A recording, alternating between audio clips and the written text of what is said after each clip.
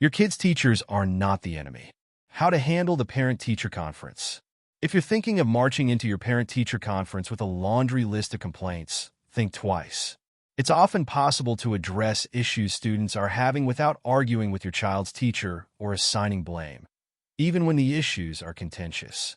After her son's teacher falsely accused him of plagiarism, it was tempting for one mom to confront the teacher angrily, Jennifer Breheny Wallace told me. Instead, the mom reminded herself that the teacher was on her son's team and wanted him to succeed.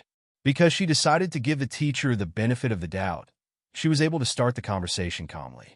That set the tone for a much more civil conversation, and the teacher ended up giving her son support that improved his writing tremendously, said Wallace, author of Never Enough, When Achievement Culture Becomes Toxic, and What We Can Do About It, who interviewed the mom for her book.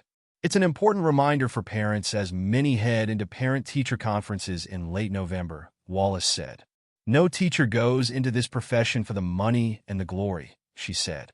Remember that your teachers are there because they have a mission, and that mission is to invest in your child. So, meet them there.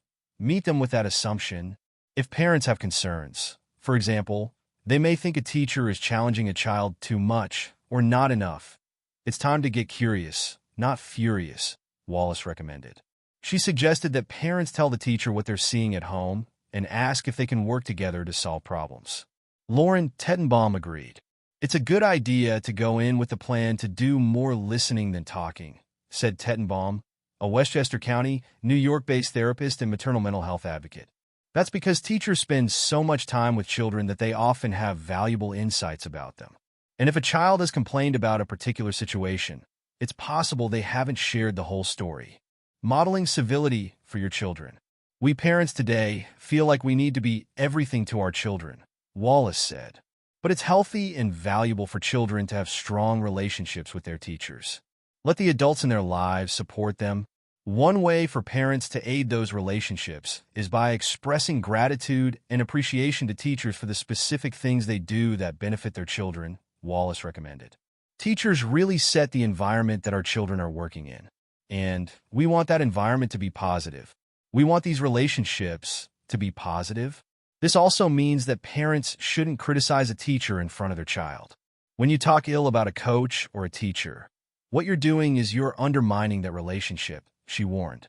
If you lambaste a teacher after they make a mistake, it also sends a harmful message to children. What happens when we cancel our educators is that we teach our kids that this society, this world, has no room for imperfections, Wallace said. I spoke with so many students who were scared of being canceled. Start by teaching kids not to cancel others. We need to be a much more forgiving society, and we need to go back to civility, and we need as parents to model that civility, she said. Going beyond academic success. Parents should also view these conversations as opportunities to support their children's growth in areas beyond academics, Wallace said. Her research shows that when children feel like they matter for who they are, rather than for their accomplishments, their mental health benefits. By asking questions such as who their kids' friends are and how they're contributing to the community, parents can get helpful information to help cultivate a feeling that their children are valuable no matter how they perform. Continuing the conversation. Tettenbaum also said parents shouldn't feel that they must wait until their next, and often last, conference with the teacher to follow up on the conversation. She suggested asking teachers for their preferred method of communication, such as phone or email. Usually, if there is an issue, you can arrange to have another meeting, and that is usually very welcome, she said.